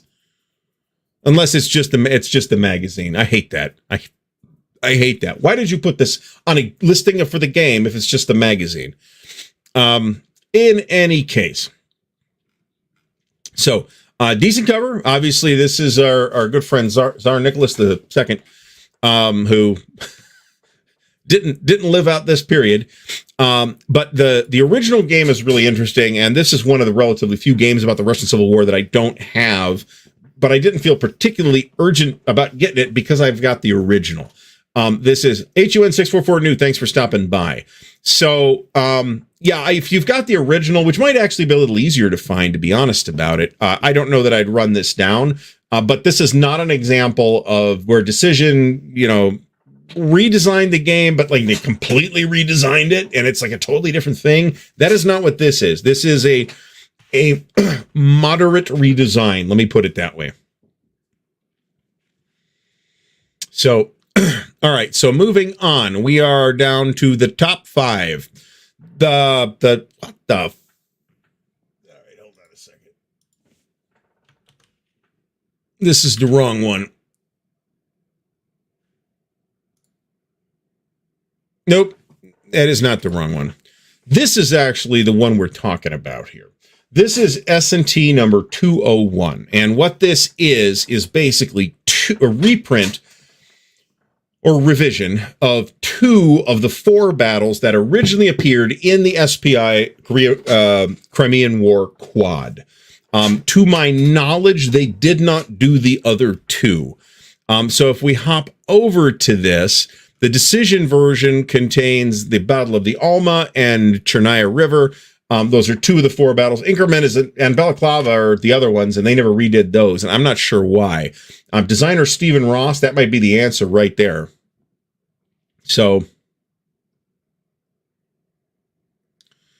I'm like, wait a minute, this is the right thing. It's the right BGG listing. It's just that the version we're talking about is not the one that's pictured here. It's the Decision version. And again, this is issue number 201. So if you want, and here's a sort of decent image of the S&T version, the S&T revision. Not bad looking maps, not bad looking counters. There's probably not much wrong with this at all. Now, if we look at the designer here, it says Stephen Ross. If we look at the, we're not getting, at least if it's on here, I can't read it. Credit on the cover, and it's too late for me to look it up in a PDF version of the game. So,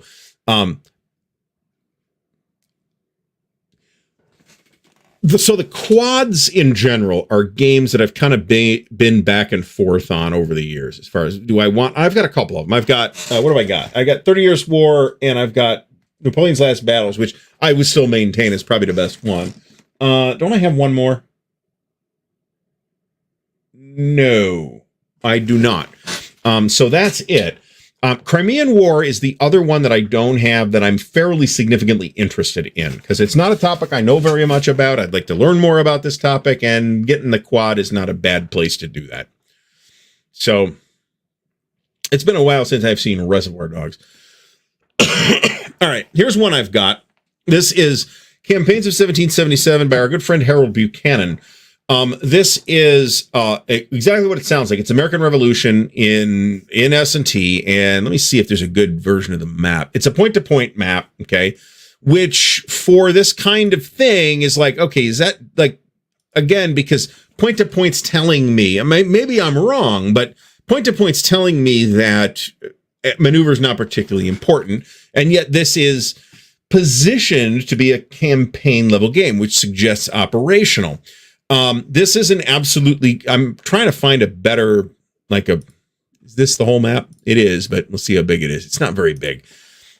I apologize for not being able to bring you, I've got the game in the other room, but I'm not going to try and find it either. This is the single best looking map to ever appear in a magazine war game, in my opinion. The map is by Terry Leeds, who has done he had done a bunch of other work before this, and I had never heard of Terry Leeds before this. And I'm like looking at this, I'm like, whoa, who's this dude? And he also did this map for Liberty or Death, which is also a gorgeous map. And he has also done the new map for the People that GMT just released. This is a real solid looking game. This is going to get a boxed treatment as well, and frankly I think it deserves it. I think this is you could easily justify putting this in a box with a mounted map and thick counters, and I'll be happy to pick that up even though I've got the magazine version. So and this has nothing to do with Harold. This is that I think this game's real solid. I have a pretty high opinion here of Campaigns of 1777, and if you again, this is number 4 on the list of highest BGG ratings for decision era S&T games. It's good cover too. It's not an exceptionally striking cover, but it does have the whole sort of cut up snake thing going on. And if you look at the counters, here's some counter samples. The counters are nice too. It's a really attractive game. 2019, so it's 5 years old now, and we're talking about a period in which decisions kind of just starting to transform into not printing in the U.S. and being limited to center nibs. Medi, thanks for stopping by. Hopefully you will find yourself very welcome here. Kriegspiel is a really, really cool experience as well. At some point, there'll probably be some kind of Kriegspiel event that we do, but I don't know that that'll happen anytime soon. I've got plenty of stuff to do right now, and I'll talk about that in a minute. So we talk about a lot of different military history stuff, but mostly from the standpoint of the games that depict those events in military history.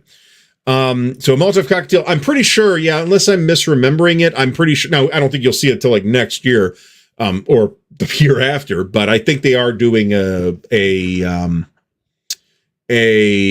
think they are doing a box version of it. All right, so online club.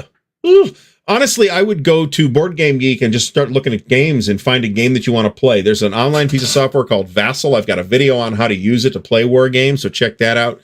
And there's a thread on Board Game Geek about how you can hook up with people that want to play the games you want to play. It's called I don't think I have it handy. It's called the Vassal Subscription Thread, and it's basically like a thread of threads where every month they add a new thread for the month for people who are looking for various games. The Avalon, I assume he's not talking about the Avalon Hill Kriegspiel. Nobody is an avid fan of that. Maine is also where Ernie Copley lives. He's the designer of the war. You might think about making it to Compass Expo in November. That is in Meriden, Connecticut. It's not terribly far from you. So there you go. You got Vassal. You're okay. But yeah, I mean, I would look at the. Do I have one of these ready to go? No, I don't. No mounted maps. It's 4 maps, man. No, it's not realistic to expect maps to be mounted when there's more than 2 maps in the box, and usually not if there's 2. So I'm not sure who's asking that question, and I'm not going to look it up because I don't want to be disappointed. There's a thread on Board Game Geek called like the Vassal subscription thread, and there's one a month, and people will post, say, hey, I'm looking for an opponent for this. They'll say whether it's a live game or a play-by-email type of deal. It's worth looking into, but stick around here as well. You're going to pick things up. We do this show every week, and we have an interview show tomorrow as well. We do that every Tuesday. So Maine is a beautiful state. There's a great Ernie Copley story that I have where we were eating dinner with Ernie and the other people who are playing the war at Compass Expo. And Ernie is from Maine, of course, and they know their lobster what from where. So we go to some seafood place in Meriden, Connecticut, which is also an Eastern Seaboard thing. And I forget what I got. I got like fish and chips or something like that. But a couple of the guys, including Ernie, got the lobster roll. So after we had eaten, somebody asks Ernie, so Ernie, how was the lobster roll? And he kind of loftily says, it was acceptable. That's the perfect Mainer answer right there for how was the lobster roll that you didn't get in Maine. So, and I like Ernie's game too, which also helps. All right, so let's move on from campaigns of 1777, which I have lavished praise upon enough. Here's Trajan. Here's where Trajan shows up, folks. This is covering the campaigns of Trajan, which, as we can see, it's going to be hard to tell because of this weird map. This is kind of in Asia Minor and the Caucasus and the Middle East. Right up here, we see the weirdly shaped Persian Gulf, and right up here, we see the weirdly shaped Caspian Sea, and here's the Black Sea, and here's the Mediterranean, and this presumably is the Red Sea down here. So this is Trajan in the East. This is, again, Operational Ancients. It's part of the Trajan Ancient Wars series omnibus volume that Decision did later on. The counters are, again, these actually look like the same fella did these counters as the last one. Did they see fit to credit him? Eric Brune, Callie Cummins, and Mark Simonich are the credited people. I suspect that none of them did the counters, however. So again, I think this is interesting, and I would kind of like to have it, but I will get the omnibus version at some point. All right. Next up is, this surprised me, because my understanding was that this game was kind of a mess when it released. Maybe that's not the case. So this is Operation Jubilee, Dieppe 1942. This is a John Butterfield game. And this is the same game system, or at least a closely related game system, as the D-Day game system, such as in such all-time classics as D-Day at Omaha Beach and other less classic but equally good games, the D-Day at Tarawa, D-Day at Peleliu. I've played Peleliu in Omaha. I haven't played this. But this appeared in the magazine. This did come out after D-Day at Omaha Beach, at least. And you're going to see right away, you've got the dot coding on each of the hexes to tell you what happens. Now, I'm not sure if this has cards, is my question, because D-Day at Omaha Beach has cards. So this may be doing something similar off a table or something like that. If we look at the counters, again, they look fine. You've got these symbols on the counters, which, again, that will tell you what activates when or what gets targeted when. This is another one that I was pretty interested to pick up at one point, but I became less interested when somebody told me it was sloppy. Brian Jarvis says chits instead of cards, which makes complete sense, actually. And in fact, I think these are the chits in question. These chits are going to get beat to hell in absolutely no time at all. Molotov cocktail, this was after Omaha, after D-Day at Omaha Beach. We look at this, you're going to see 2010, but then, of course, oh, here, they actually do. D-Day at Omaha Beach was a little bit earlier than that, 2009. So I think there was like a bit of an evolution in John's thinking on this in that time. And I actually, this cover is, you're not going to get a great look at it. Thank you, Board Game Geek. But it's an understated, but I think pretty effective cover. I think Dieppe 1942, I think I'd put that in black instead of a different tan than the rest of the cover. But other than that, and it's an interesting topic too, right? This Dieppe raid is not something that this is totally solitaire. Just Jeff Beeler points out, and he is quite correct. This is a solitaire game. You may, although it doesn't really look like it, be able to co-op this. So D-Day at Omaha Beach is, I mean, think about Omaha Beach, right? You've got the U.S., the big red one coming in on the left, and the 29th Infantry Division, the blue and gray division coming in on the right. So it's really easy, and it's a decent sized game. So it's really easy to say, we're going to split this. I'll take the 1st and you take the 29th and just co-op it. And it works fine. This seems a little small to do. And there's maybe some other games in the series you could do that with. This seems a little small for that, but that doesn't mean you couldn't do it. Iwo Jima and Saipan are not Butterfield designs. That is correct. I've seen this. This is a good idea in this case. So what I did for, you're going to run into this in War Between the States too, which I just finished and which is now punched and clipped and organized, and it's gorgeous. Despite the sedatives. What I did in the case of that, so there's like a set of 0 to 9 numbered chits that you draw each turn to determine the number of command points or command activations you get that turn. Everybody else you want to activate, you got to roll for. And those chits, you get in one play, those chits will be completely worn out. They will look like absolute garbage. So what I did instead was I bought a deck of playing cards that are Civil War themed playing cards and took a Joker and 0 through 9. And we will use those instead of the chits. And I'm completely okay with that. So, you know what though, you look at the counters, and I don't think there's enough counters. If you had 5 people, each person would have like 3 counters. And I don't think that sounds awesome. I mean, technically you could do it, right? I'm not saying that's wrong. I like Joe as a designer too, to be fair, but in this case, he's like playing in somebody else's sandbox, and the consensus seems to have been that it was not an effective game, that there were some problems with Saipan and Iwo Jima. But the 4, I don't know about this one, but I can vouch for Omaha and I've had Tarawa pass through my hands too.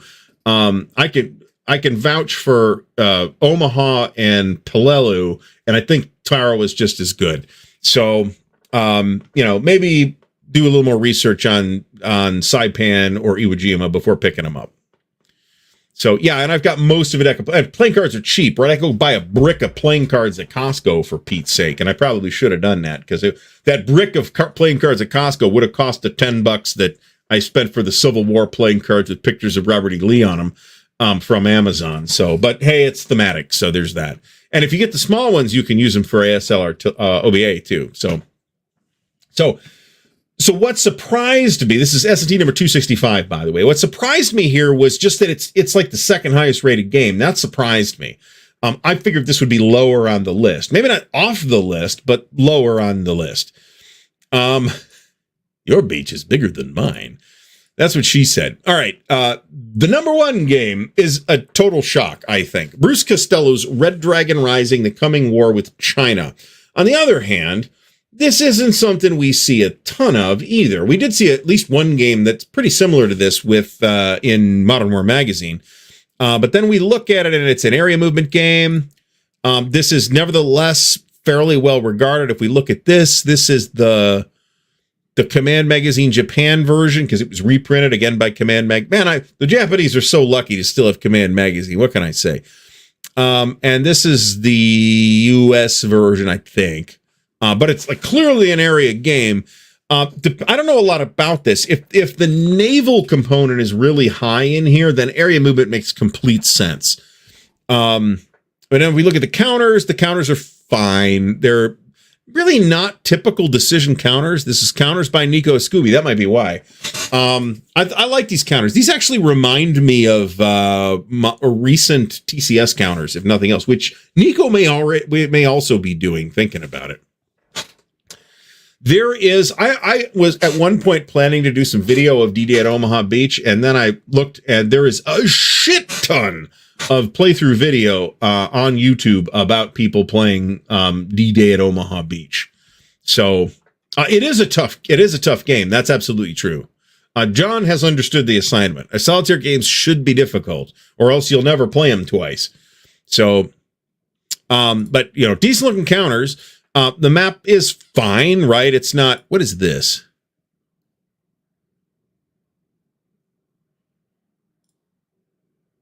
Yeah, I don't know what, this is one of BGG's random things. We're going to put a San Juan Hill thing in here. Santiago campaign. Red Dragon Rising is the game in question. And again, it's ST number 2. This is ST number 250, actually. I wonder if this is a bigger one. I don't think so. Either shortly before or shortly after this was when Decision redid Cobra. Now, that was the third version of Cobra. The first edition was the old SPI one. The second one was the TSR one. And that added the beach maps and the beach landing game. And so you could play the whole thing out through like August of 1944. And yeah, exactly. My photos, because there's like, not everything is absolutely crisp. I got rejected. So I just, like, I'm not going to bother if I'm going to have to deal with this. So I wasn't like mad. It was just that I'm not going to bother anymore. So. Oh, that sounds interesting. Vincenzo Beretta says this uses a telescopic system from strategic to operational, which was a bit inspired by Victory Games' Pacific War. That sounds very interesting, actually. Although it's not a hex map, it's an area map. And it's not a terrible looking area map either. Oh, that's interesting too. Jeff says this uses the same system as Falklands Showdown. Does BGG tell us that? I don't think it does. Re-implemented by Red Dragon Green Crescent, which popped up, another Bruce Costello game, popped up in Modern War in 2012. I do think that this is a case of me saying something and not putting my money where my mouth is, because I am very sad that Modern War magazine does not exist anymore for a couple of reasons. One, it is predominantly topics that I am personally not very interested in. There are exceptions. I have a couple issues of it. But it's predominantly modern topics or hypothetical topics, and I'm just not super into either of those things. And, there's people who are, and that's fine. So the reasons I am sad about that is because, for those people for whom those topics do resonate, and I'm going to hide this now. And pull that back up.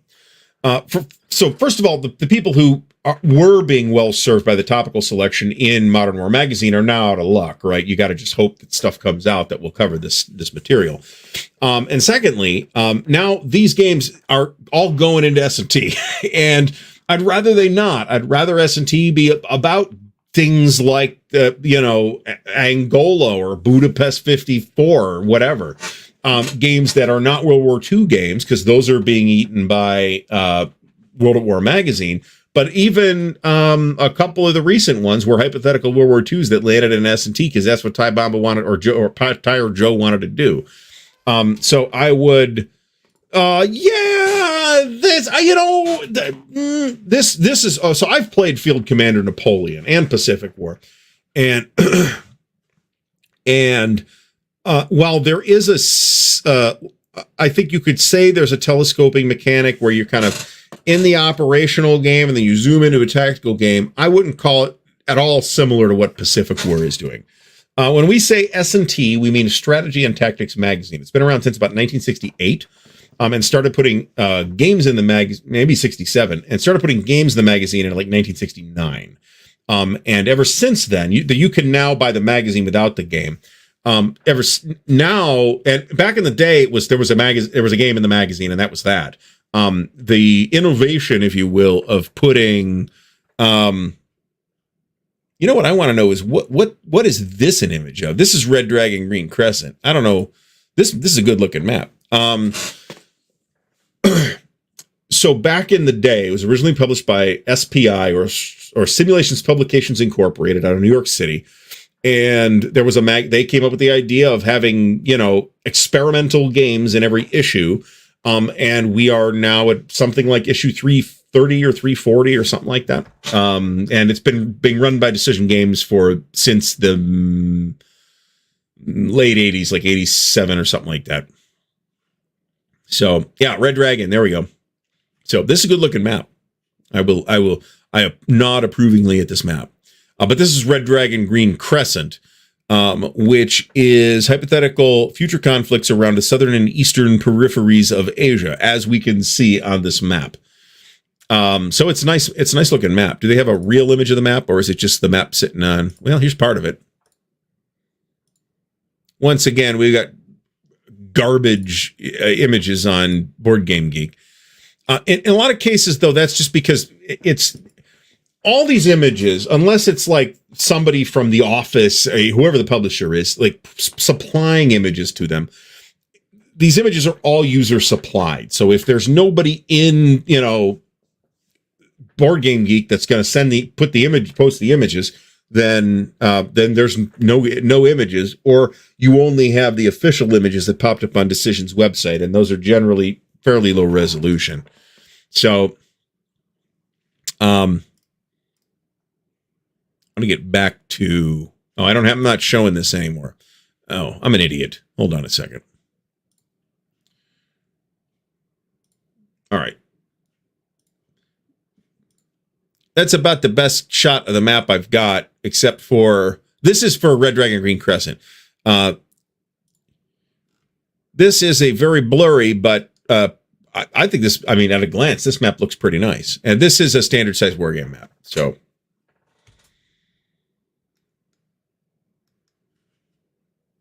all right. So that is part 3 complete. How much time do we have left? We have about 2 minutes. That's perfect.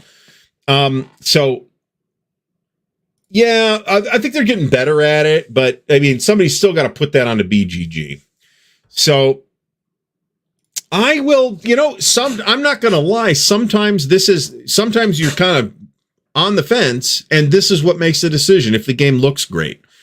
So I'll point out that we're done with the topic here. So I'll point out that there will be an unboxing video this week. I promised it for Thursday. It's going to be done Thursday, but I've got to do 2 more segments for the CSR show before that can happen. That does mean that we're very close to being ready to release the CSR show, though. I want to thank the several people that reached out to me to make sure that everything was okay. After I posted the somewhat cryptic short earlier today I did a video that it was very difficult to do. I explained that earlier in the show, so check that out if you want to. But the short version of that is everything's fine. Somebody asked me, does this mean you're stepping down? And I said, no, that would not be a difficult decision at all. That'd be a 10-second short. I quit. Fuck you. Have a nice day. Please like, comment, and subscribe. That would be the entire video. And I don't say that because because of flack or whatever. It's just a lot of work, right? I'm not going to lie and say it's not a lot of work. It's a lot of work. Well, that was very skillful of me. There we go. So yeah, I'm fine. Everything's fine. It was really rough doing an in memoriam segment for people that I knew, right? That was tough.